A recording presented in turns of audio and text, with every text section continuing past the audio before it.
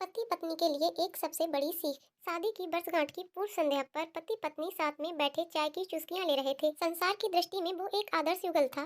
प्रेम भी बहुत था दोनों में, लेकिन कुछ समय से ऐसा प्रतीत हो रहा था कि संबंधों पर समय की धूल जम रही है। शिकायतें धीरे धीरे बढ़ रही थीं। बातें करते करते अचानक पत्नी ने एक प्रस्ताव रखा कि मुझे तुमसे बहुत कुछ कहना होता है, लेकिन हमारे पास समय ही नहीं होता एक दूसरे के लिए। इसलिए मैं दो डायरियां ले आती हूँ और हमारी जो भी शिकायत हो हम पूरा साल अपनी अपनी डायरी में लिखेंगे। अगले साल इसी दिन हम एक दूसरे की डायरी पढ़ेंगे, ताकि हमें पता चल सके कि हम में कौन सी कमियां हैं, जिससे कि उसका पुनरावर्तन ना हो सके। पति भी सहमत हो गया कि विचार तो अच्छा है। डायरियां आ गईं और देखते ही देखते साल बीत गया। अगले साल फिर विवाह की वर्षगांठ की पूर्व संध्या पर दोनों साथ बैठे एक दूसरे की डायरियां ली। पहले आप की मनोहार हुई। आखिर में महिला प्रथम की परिपाटी के आधार पर पत्नी की लिखी डायरी पति ने पढ़नी शुरू की। पहला पन्ना, दूसरा पन्ना, तीसरा पन्ना। आज शादी की वर्षगांठ, मुझे ढंग का तोहफा भी नहीं दिया। आज होटल में खाना खिलाने का वादा करके भी नहीं ले गए। आज मेरे फेवरेट हीरो की पिक्चर दिखाने के लिए कहा तो जवाब मिला बहुत थक गया हूँ। आज मेरे मायके वाले आए तो उनसे ढंग से बात नहीं की। आज बरसों बाद मेरे लिए साड़ी लाए भी तो पुराने डिजाइन की।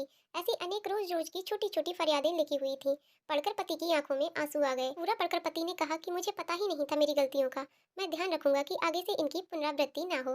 अब पत्नी ने पति की डायरी खोली। पहला पन्ना कोरा, दूसरा पन्ना कोरा, तीसरा पन्ना कोरा। अब दो चार पन्ने साथ में पलटे, वो भी कोरे। फिर 50 पन्ने साथ में पलटे, वो भी कोरे। पत्नी ने कहा कि मुझे पता था कि तुम मेरी इतनी सी इच्छा भी पूरी नहीं कर सकोगे।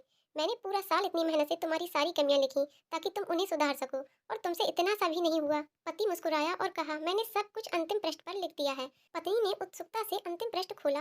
उसमें लिखा था, मैं तुम्हारे मुंह पर तुम्हारी जितनी भी शिकायत कर लूं, लेकिन तुमने जो मेरे और मेरे परिवार के लिए त्याग किए हैं और इतने वर्षों में जो असीमित प्रेम दिया है, उसके सामने मैं इस डायरी में लिख सकूं, ऐसी कोई कमी मुझे तुम में दिखाई ही नहीं दी। ऐसा नहीं है कि तुम में कोई कमी नहीं है, लेकिन तुम्हारा प्रेम, तुम्हारा समर्पण, तुम्हारा त्याग उन सब कमियों से ऊपर है। मेरी अनगिनत अच्छा में भूलों के बाद भी तुमने जीवन के प्रत्येक चरण में छाया बनकर मेरा साथ निभाया है।